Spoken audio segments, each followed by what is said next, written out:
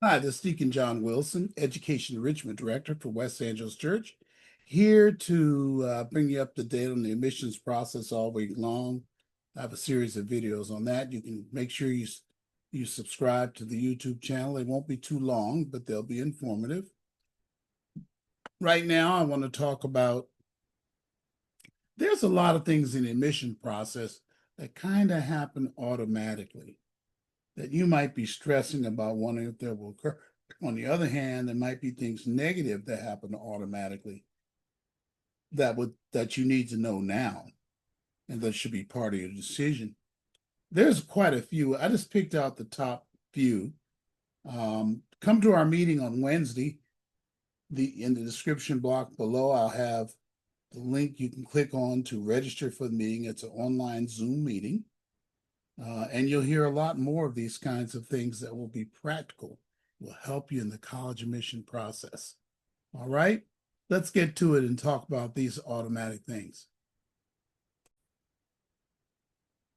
So I'll just call this stuff that automatically happens here in California in the college admission process. I'll try to make it make sense across the country, actually, because this stuff is true everywhere. Okay, before we start, how you like my background? That's West Angeles Cathedral, in case you didn't know, here in Los Angeles. My friends across the country. We have the most important enrichment program for youth in the city, and I'm proud to be part of it. And my pastor is Pastor Charles Blake. All right, what happens automatically in this process? Okay, let's go over the top. There are a lot more than I'm showing you tonight. Come to my meeting on Wednesday, like I said, look in the description block below, like and subscribe so you get a notification of that meeting when that video drops. It'll drop, probably a day after the meeting. If you want to get it fresh, you'll get it Wednesday night live, okay? Merit scholarships at most universities are automatically considered with the admissions application. You almost always don't have to do anything else. Of course, you'll have to submit a transcript typically. We'll talk about transcripts in a separate video very shortly. You might, want to make sure the transcript's going on time, but you'll be considered for scholarships right away. In the case of CSU and UC, it's based on the self-report. They'll consider you for scholarships. So you don't have to do anything extra to be considered for a merit scholarship. That's even if you don't file a FAFSA. You know that? For a merit scholarship. There's a couple of schools where they make you do the FAFSA for merit awards, but it's not really truthfully that at all. And maybe some state aid or state award that requires it. Yeah, it's not even need based.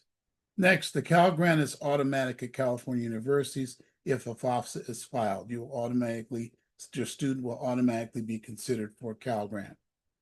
And there are various kind of Cal Grants. There's a middle class grant. There's a regular need-based grant.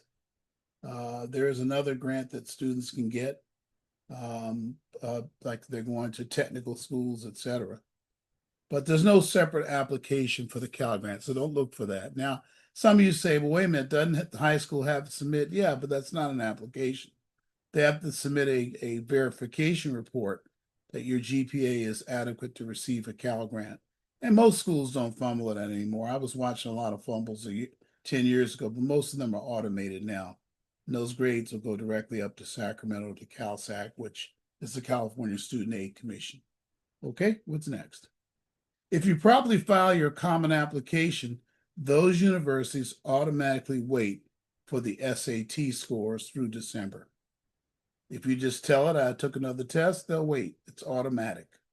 You don't have to call them. A lot of you think you have to do the SAT by October or they won't see them because you're applying early action. Not true. Early action applications are determined in middle of January. You learn by the end of January, sometimes by the middle. It's just learning early about your admission, whereas other people wait till April, mid-April, or late April to find out. You just want to know early. That's why you did early action. I think I mentioned that in an earlier video. By the way, you need to be listening to all these videos. I see them as a series that come out at an appropriate time in the process. I can't cover everything in the meetings. I'll have too many meetings then. And you guys are so busy, it's best to give you short videos. So if you properly file your Common App, properly, meaning put the right answers in, universities will automatically wait for the scores.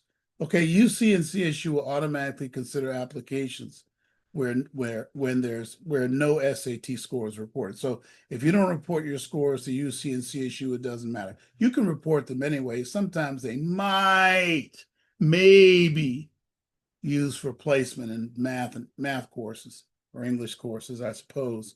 But that's not true more and more. They'll automatically consider you if you didn't file an SAT. They're not reading it for admission purposes. Boy, I hope that's clear. A lot of you think that they do, and you make your decision to do SAT prep based on that. If some counselors told you that they're an amateur, they didn't know that CSU and UC do not even read the SAT. Students filing a FOFSA all get $5,500. That's a surprise to some of you, but it is a low interest direct student loan, and it's guaranteed for every student. This is why you get these scams where people are guaranteeing you $5,500. You know it's just a scam, right? Because everybody gets the direct student loan. Everybody. I'm sitting here thinking even up to maybe 200,000 or 300,000. At that point, it could be differences in how the interest is paid on it, but everybody is eligible for a direct student loan of $5,500. Okay, this last one here. I'll get this out of the way here.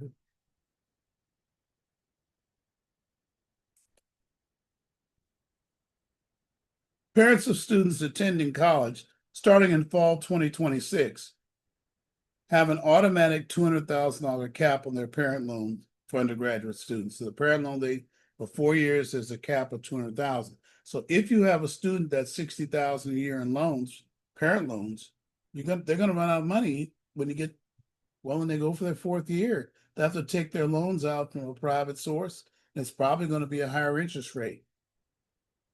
This causes you parents to think about the cost of your schools. It should be anywhere near $200,000, or you really shouldn't be doing the school because you couldn't pay it in cash.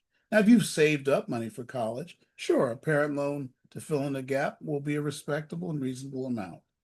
So parents of students attending college starting in fall 2026 will have an automatic 200,000 cap on their parent loan.